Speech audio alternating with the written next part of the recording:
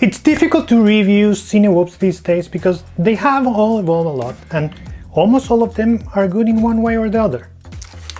But I got the SpeedyBee Bee25 with me and I want to let you know what I think about it. I have reviewed a couple of other SpeedyBee products in the past, and what calls most my attention is the fact that they are trying very hard to make changes that are well thought and beneficial to the end user. Let's take a look at the USB port extension. The first drone I saw with this idea was a SpeedyBee drone. They take the USB-C or the micro in the all-in-one or the FC, they add a cable and move it to a place which is easily accessible. And then you can forget about trying very hard to get your USB cable between the frame and the props and these kind of things, just to connect to Betafly. Many other companies are starting to copy these, but I'm pretty sure SpeedyBee was the first one with this idea. Then let's have a look at the VTX camera module. The position where the VTX is today is somehow uncommon for Cinewhoop's design. But the idea behind the position is to create some kind of modularity, where unscrewing a few screws you could actually move the whole VTX and camera between one drone and the other. Like if you have another Bee25 and you are working with them and you crash one of them, you can go quickly take that VTX model, move it to the other one that is there ready waiting for you, and you start or you keep filming and doing your work without having to have two O3, which are the most expensive part of the drone. I'm not sure a lot of people will use this feature though. It might be a bit of a pain to be moving one thing to the other. If you listen to my case where I was saying if you crash, you can move the VTX model, but what happens if you crash and you actually crash is the camera, right? You need the other one to be fully built so you can go and keep doing your work. But I mean, the idea is good and it could work if you really need it. Something I like a lot from the way the VTX is mounted is accessibility. I can reach the USB port of the O3 and more importantly the SD port with such an ease, which is refreshing. And of course there are negative sides of having everything so easy to reach also. And in this case you are putting everything in the way of the dust and debris that can also find it very easy to reach these ports. But don't you worry, SpeedyBee also provides a big amount of printed part, the STL files, so you can print yourself and add some protection and just add some extra things to the drone. There's a third part that they have tried to do something very similar of making it easy for the user. The receiver. If you look at this part, the receiver is installed in there, secure with some plastic parts, and it looks nice, it looks clean and secure. But I have a bit of doubt when it comes to what if you're adding another brand of receiver that maybe is not exactly the same size. Does it fit in there? I'm not so sure. The antenna there is also in the middle of the drone. You see it behind the plastic, underneath the all-in-one. And I wonder, is it effective? Does it have any issue when you're flying to have the antenna in that position? While I was flying, I had zero issues with this drone, but at the same time, I didn't go very far away. I kept the drone around me, and I never saw any problem with the Express LRS.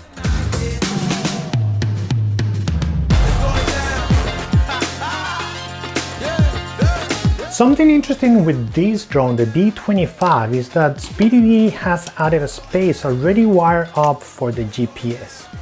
Again, they're trying to make it easy for the pilots to get things connected, giving you everything ready. You just need to buy the GPS and connect it in there. There is one catch though. Despite they say it's for mainstream's GPS, the space is only 18 by 18 by 8 millimeters, which depending on what is mainstream for you, this might or not be the right space.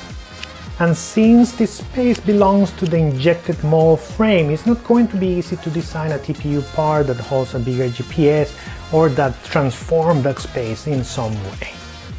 The SpeedyBee drones are supporting the Meteor LEDs, which is not your regular LED around the drone frame. In this case, it's intelligent. And by this they mean the light pattern and or color can change depending on the status of the drone. Like low battery is one color, return to home is another color, and so on.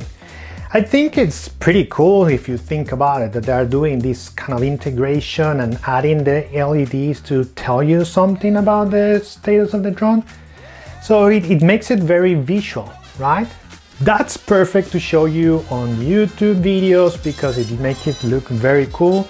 But if you're flying with your goggles on, you might miss a lot of these statuses. The cool thing with SpeedyBee is that they were the first with the idea of configuring your FC from the mobile with an app. I mean, that is where SpeedyBee started. The app has evolved a lot and you can configure and change most, if not all, parameters in Betafly using your cell phone. And also configure your Meteor LED from there very easily. With the all-in-one in the B25, they are actually including a longer and better Bluetooth antenna for better wireless connectivity. I think the three most typical questions that I get when I'm reviewing a Cinewhoop are: what about the flying? What are the flying times? And is it a noisy drone? So let me tell you what I think about the B25 on these three questions. How does it fly? There is nothing special either on the negative or the positive to say here. It's lightweight, you can get it around 250 grams or even under if you choose the right battery. And even though it's lightweight, I flew it on a windy day and it behaved pretty well. As I said in the very beginning, all these Cinewhoops are very good these days, and flying is not where they are going to differentiate from one another.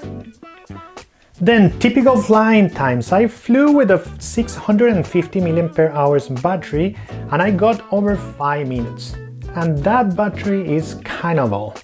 SpeedyBee claims up to 10 minutes with that 1100 mAh battery, which I didn't try because I don't own a 4S 1100 mAh. But I would think that that battery is going to be on the heavy side for this little drone, and the flying experience might be degraded, if not kind of impossible. And what about noise? Well, it's noisy, it has a high pitch, you can hear it here in the video and judge by yourself. But I mean, there is no way a drone like this, a Cinewhoop, it's not going to be noisy. I think they are kind of all the same. The difference is actually the pitch, depending on what propellers you have and how much prop guards you have. And in the case of the B25, you can hear the pitch being a little bit high. The last mention that I'm going to do about the smart designs that SpeedyBee is trying very hard to include in their drones is how you position the battery. I know there's been many complaints about other brands or other drone models not having space to have the battery in what it's called the tank position. And SpeedyBee made sure their B25 could use both positions in a kind of intelligent way. You have to disassemble a bit of the drone to access the screws to move these two bars that hold the strap, but they are in a square shape, which means you can flip them from one position to the other, and then you can have the strap on the right position depending on how you want to have that battery. Just remember that if you are in a tank mode, you might need a very long or a longer power cable because the X30 sits on the drone and you can't move it. So many batteries won't reach the X330. In general, I think that SpeedyBee is doing a very good job doing those small features that makes your general experience a little bit better. Are they life-changing features? I would say no, but they are small and they are good and they are changing your general experience with this drone. If you're looking for a 2.5 inches Cinewhoop for work or just to have fun, have a look at this one. It's pretty good, it's a very good price, and there is nothing bad I can say about this drone. Again, I think SpeedyBee is doing things very very well lately, and I can recommend you to have a look at this if you are in the market for something similar. This is what I have for you today. Thank you for watching and see you soon.